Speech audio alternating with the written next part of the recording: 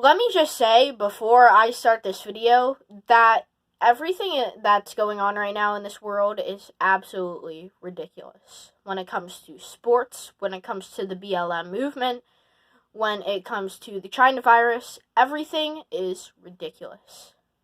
This world has changed so much since January of this year. It's like we're on Mars or something. Everything has changed since January 2020. And I think it's just crazy that we have to make everything political during a crisis, during a movement, and during sports. Listen, LeBron James last night had to comment on Donald Trump saying kneeling for the national anthem is disgraceful. Alright, maybe it is, maybe it isn't.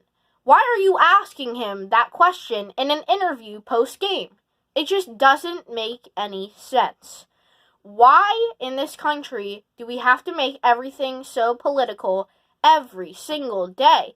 Because I know for a fact it didn't used to be that way. Before 2016, nothing like sports or a virus was political. You could criticize someone for maybe not handling the virus or something correctly, but, oh my god, I made a shot. That's Donald Trump's fault. Like, somehow they tie everything into politics nowadays, and it really frustrates me to the point where I don't watch the NBA anymore.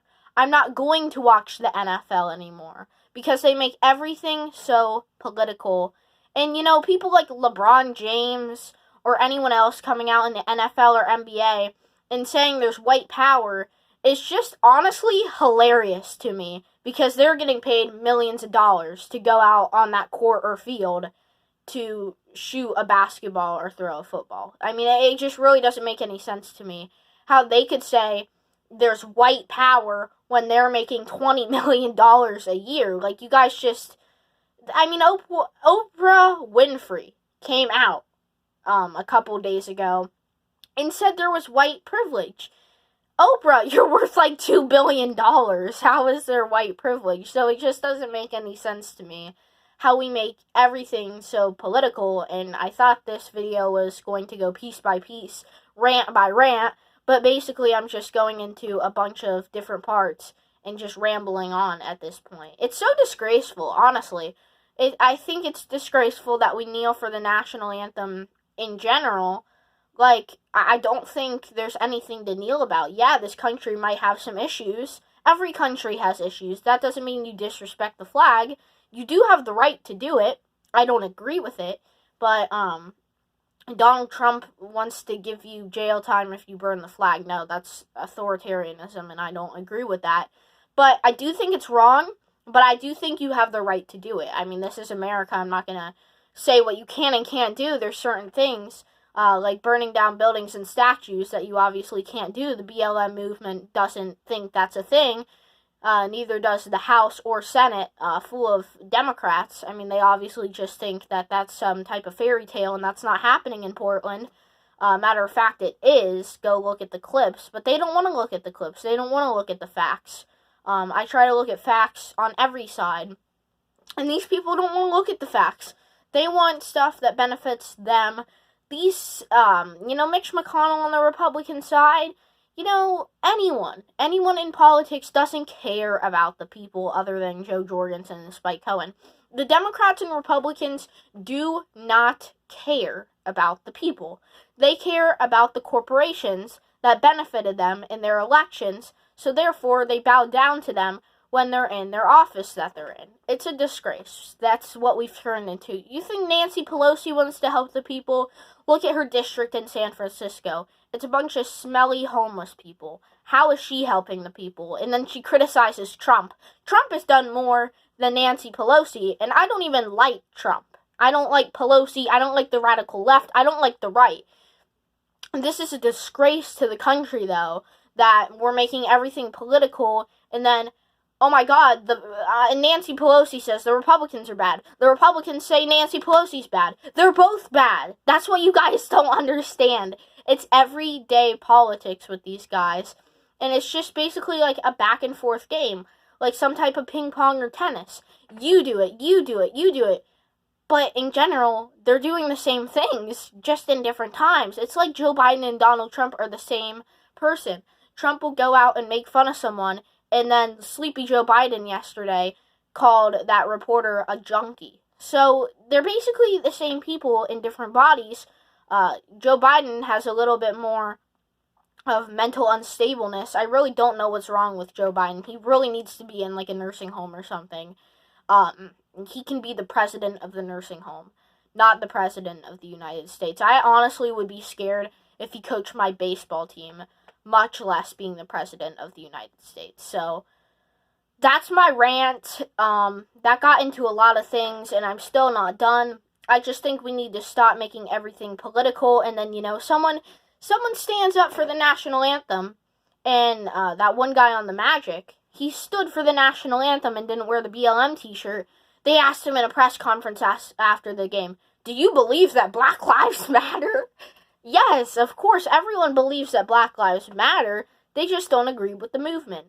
The movement is very Marxist, they want government control, a bunch of socialists, bad people in general, and I wouldn't stand for that, or I wouldn't kneel for that. I would stand for that all the time. I think it's just disgraceful what the BLM movement is all about. Not the people in general. I think the peaceful protesters are usually good people. I just think the movement in general, the leaders on the top of the movement are a bunch of jerks and bad people in general who are just trying to make this country socialist. And I think we need to stand against that.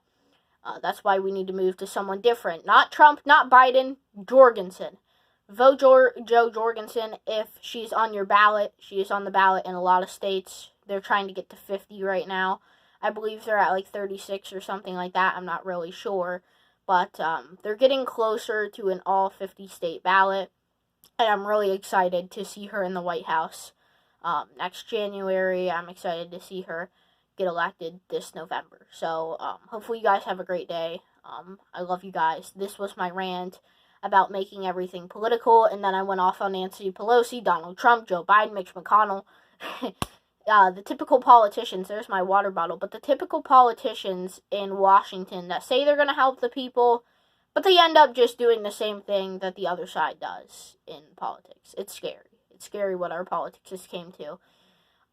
Maybe I'll just move somewhere else. I'll just move to China and let them kill me if I support a religion. But at that point, it's probably better than this country and what it's came to with the BLM movement, the China virus that is out of control because Donald Trump can't focus on one thing at a time.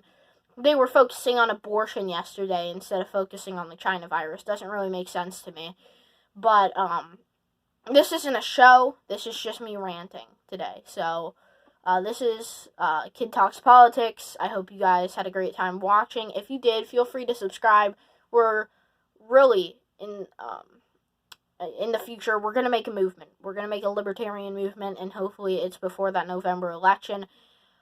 Hopefully this movement can be something like never before. And I really hope you guys join, hope you guys watch, hope you guys support, because it would really mean a lot to me and the American people if we spread the libertarian message of freedom, peace, and liberty. So I hope you guys have a great day. This is the end of this video. 9 minutes, a very long video for my first actual video talking about politics on this channel.